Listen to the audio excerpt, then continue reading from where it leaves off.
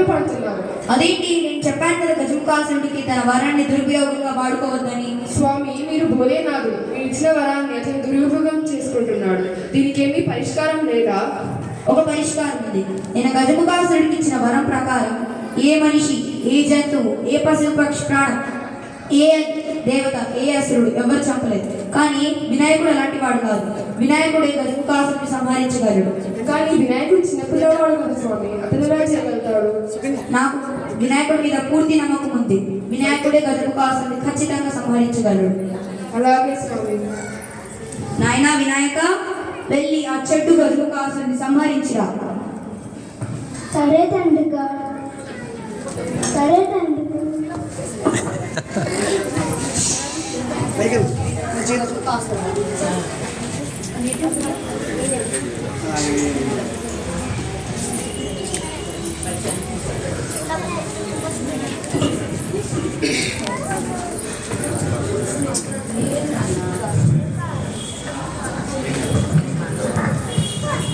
ఓ గజముఖాసురా, ఎక్కడ దాగున్నావు?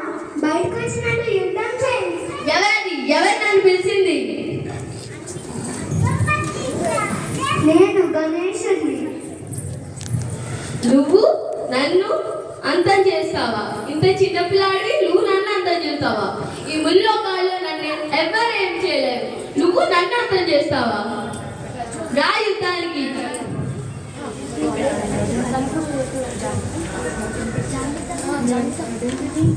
ఏంటి పిల్లవాడు ఇంత బలంగా ఉన్నారు? నన్నే ఓడించేసేలా ఉన్నాడు. లేదు, ఈ ముల్లోకాల్లో నన్ను అంతం చేసే వాళ్ళే ఎవరు లేరు. నేను అమరుణ్ణి.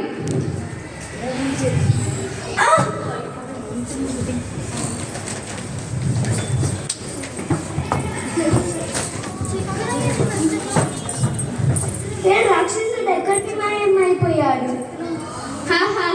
నేను ఇప్పుడు మూషికగా మారిపోయాను. నువ్వు నన్ను ఏం చేయలేవు. అయితే కూసుకో. వద్దు స్వామి, వద్దు. నేను ఇంకే మీ మాట వింటూ మీ దాసోహుడిగా ఉంటాను. నన్నేం చేయొద్దు స్వామి. అయితే నా వాహనం లాగుండాలి. సరే స్వామి, మీరు ఎలా అంటే అలా.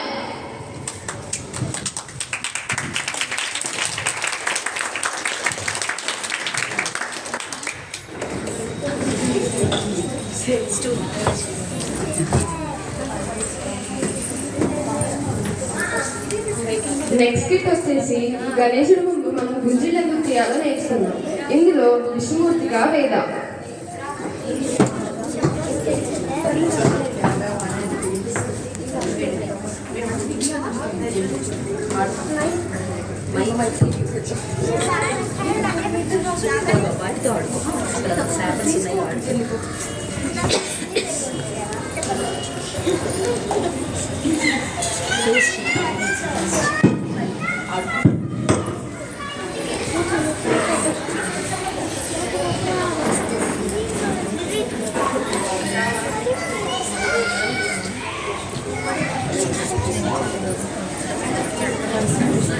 ఏ చుట్టాం వీడు బాగుంటే లేదేమో.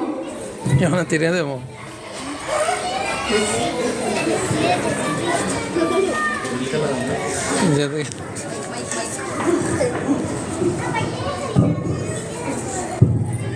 సరే శివయ్య, మరి వెళ్తాను. అలాగే.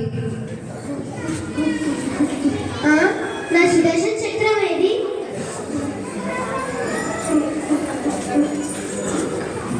అదేంటి గణేశుడు అంత ఇబ్బంది పడుతున్నాడు? పద వెళ్ళి చూద్దాం. నాయా వినాయక, ఏమైంది? అప్పటి నుంచి అసలు మాట్లాడట్లేదు. నీకు నా సుదర్శన చక్రం ఏమైనా కనపడిందా? ఎందుకు వినాయకుడు అప్పటి నుంచి బాగా కష్టంతో ఉన్నాడు. అంటే వినాయకుడి సుదర్శన చక్రాన్ని తింటాడు. వినాయక, మర్యాదగా మీ మామయ్యకి సుదర్శన చక్రాన్ని తిరిగి ఇచ్చేసే. నాయన, తిరిగి ఇచ్చేసేదైనా, దాంతోనే ముల్లోకాలన్నీ నడుస్తున్నాయి. విష్ణు చక్రం అయితే నువ్వు వినాయకుడిని నవ్వించే పని చేయి. సుదర్శన చక్రం ఆయన దగ్గర ఉందా?